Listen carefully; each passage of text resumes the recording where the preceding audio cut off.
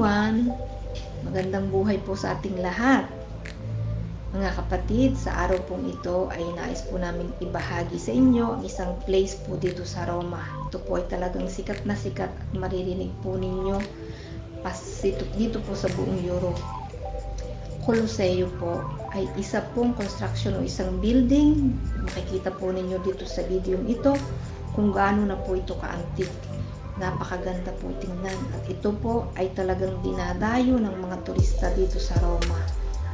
Sa loob po nito ay mapapansin po ninyo may ilan pong gradino o pahagdan paikot kung saan doon po umuupo ang mga manonood at sa sentro po nito ay isang malaking stage na doon po ginagawa ang iba't ibang espetakulo, presentation at iba pa. Masasabi po na ang monumentong ito ang pinakasikat sa buong mundo. Colosseo po ang karaniwang pangalan na makikita at maririnig ninyo dito. Pero ang tunay po nitong pangalan ay Anfiteatro Flavio. Ito ay kinonstruct pa po o ginawa ng mga antike Romani noong una pa pong panahon, noong 72 DC pa po. Imagine po, napaka-antik na po talaga.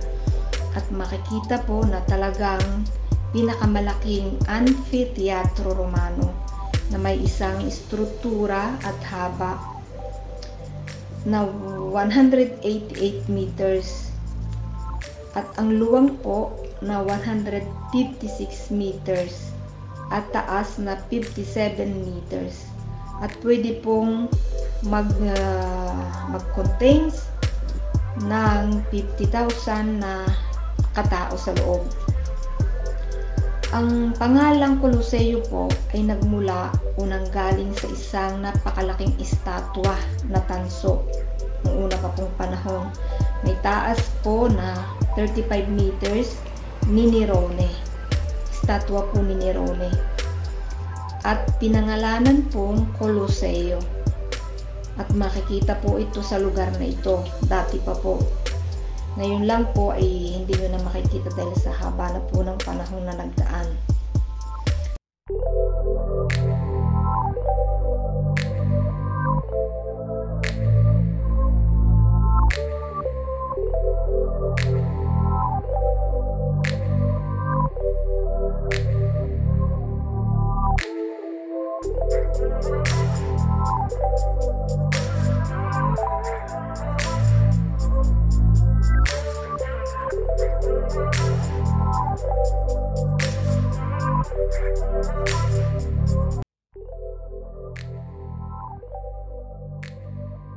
Ang Colosseo Romano po sa ngayon ay isang simbolo ng Roma sa mundo. At napatunayan po na ito ay isa sa 7 na pinakamaganda sa buong mundo. Kaya ito po ay isang kayamanang historiko o arkeologiko na di malilimutan sa katanyagan ng isang Impero Romano.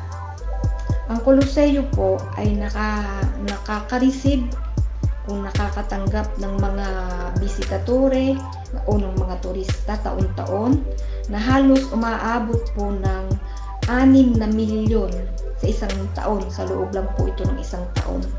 Biruin mo po, talagang dinadayo po ito.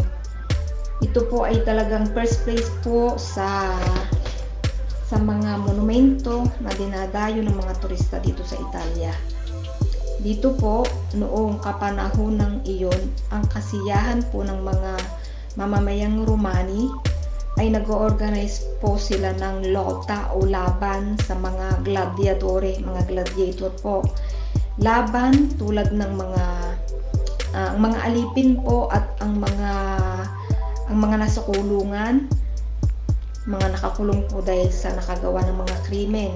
Sila po ang naglalaban sa loob nito. O kaya po ay ang mga gladiatori po lumalaban po sa mga mapapagsik na hayop.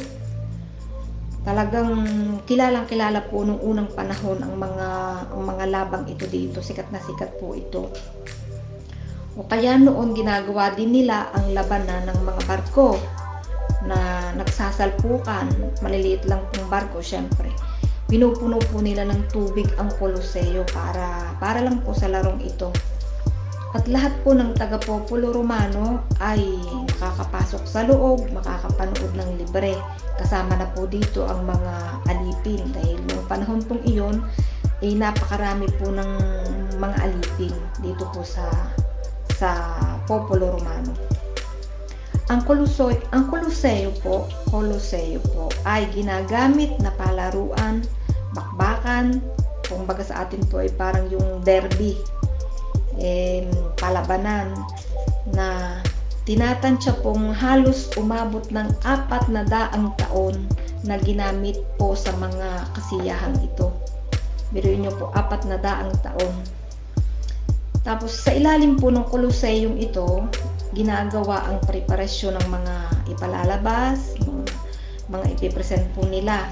Dahil dito po sa ilalim nito ay marami pong koridoryo, mga kwarto para po sa mga gladiator, mga gladiadore na sila po ay mahigpit na hinahangaan at itinuturing pong mga tunay na kampyone.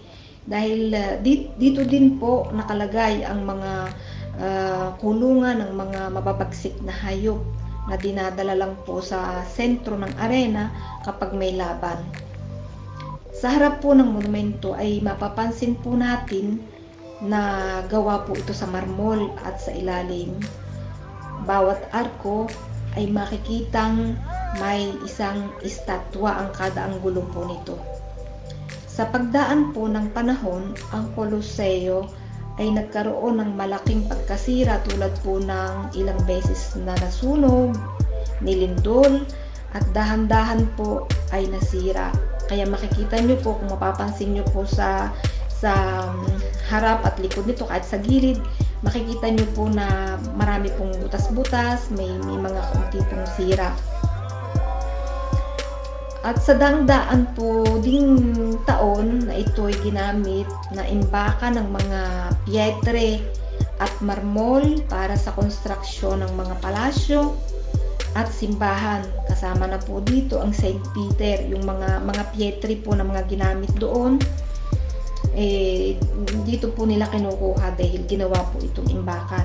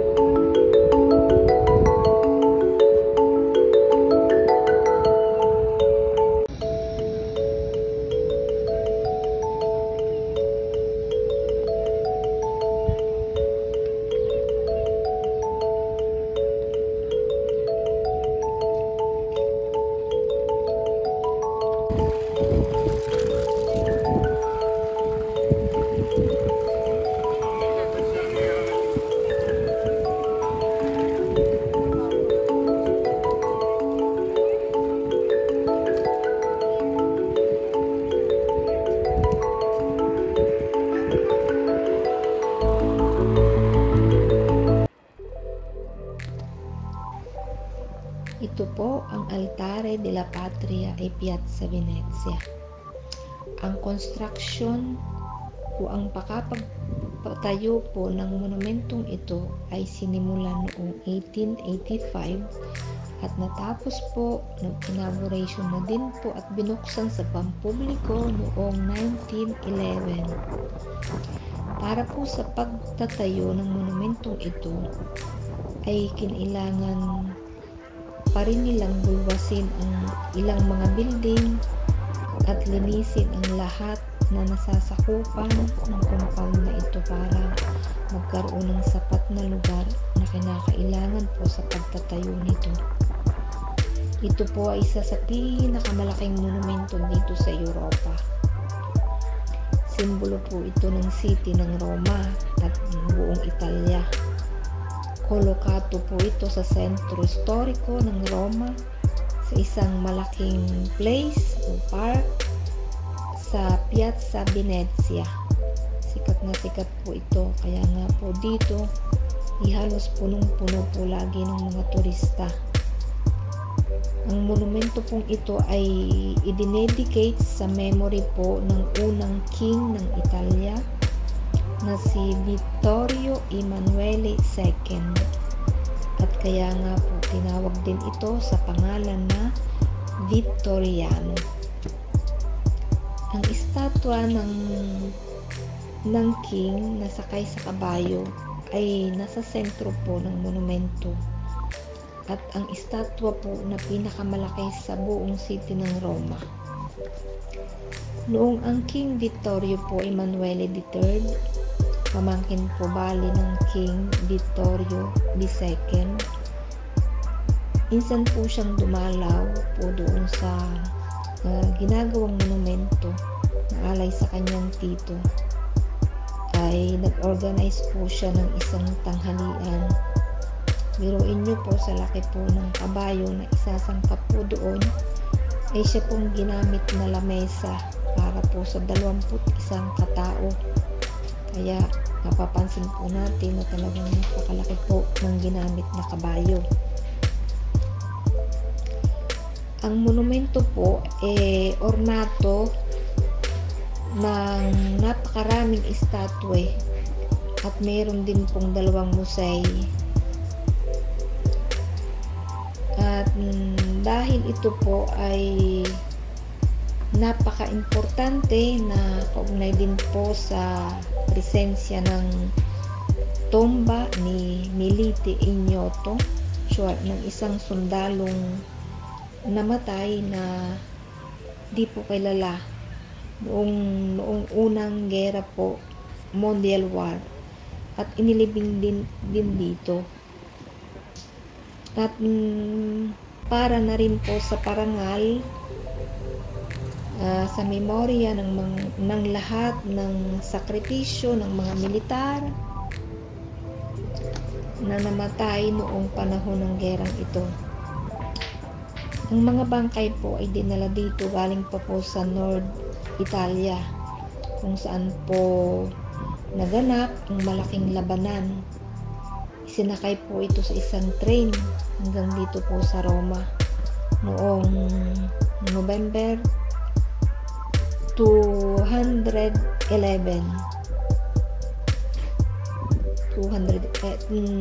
November 211 nga.